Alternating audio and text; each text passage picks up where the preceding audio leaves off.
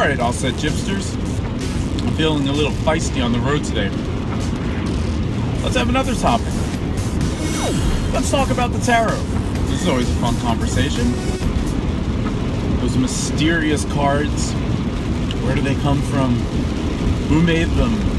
How do we really use them?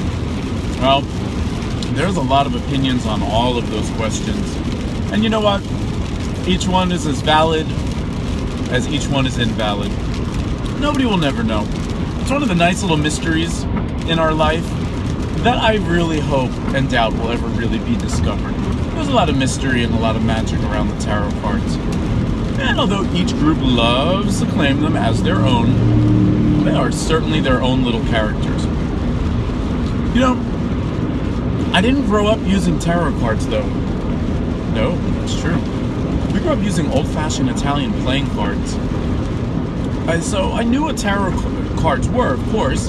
I'd seen them, but I never used them. I never had them. Not until I was older. And then, even my first deck that I actually bought for myself, you know, and that ridiculous superstition that you can't buy a tarot card deck for yourself. Well, some people can sit around and wait for a really long time and not get a deck, so sometimes push comes to shove and just go buy yourself a deck. My first deck was the Cagliostro. I love this deck. To this day, it's still like a best friend to me. And it wasn't a Rider-Waite tarot deck.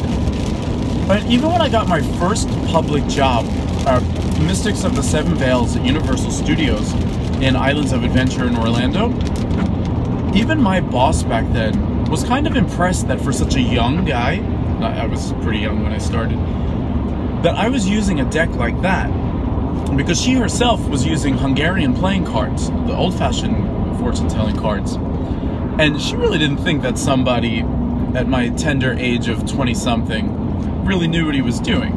Well, she didn't know me yet. And I even put my own little symbols with ink, but you know, pen and ink, on these cards, and that was another thing that kind of impressed her.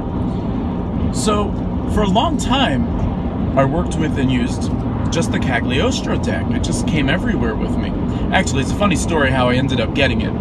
I was living in South Beach, Miami at the time, and I went into one of the metaphysical shops that they had there, and I tried to get a job there too, and they astrologically discriminated against me. Can you imagine? And then I went to the other metaphysical shop that was run by all women and priestesses, and they sexually discriminated against me. It wasn't an easy time in Miami for work. But I just was curious to see what the Cagliostro deck looked like, so I opened up the box. And I didn't know that this was anathema in metaphysical shops at that time. So the person flew over the counter and started screaming at me that now I had to buy this deck because I opened it, I tainted it, I put my energy on it, and I was like, but I showered this morning, I'm clean, I swear. So I bought it. The card that got my attention on it was the Empress, because it looked like a very glamorous, like 1920s version of, like, you know, Claudette Colbert. You know, it was very Art Deco looking. I really liked her. She was pretty, and they became my friends. I never got a Rider-Waite tarot deck until it was gifted to me, ironically, much later in my life. Age not important, but much later in life. However, when I taught my classes before receiving the Rider-Waite deck, I was totally familiar with all the symbology and the history behind that deck, and I would teach with that deck because I know most people have that. But yeah, it wasn't until much later that I got a Rider-Waite deck, and I always call the Rider-Waite deck the cheat sheets. You know, not a lot of people like it when I say that, but it's just kind of my feeling on it, because the old-fashioned tarot decks, using the Cagliostro deck as an example, the minor arcana look like old-fashioned playing cards, so there's no pictures on them. So you have to use your intuition 100%. You have to lock the pieces of the story together. Now, I love collecting tarot decks or old-fashioned playing cards up till the Rider-Waite and Thoth deck that Alester Crowley and his artists had created.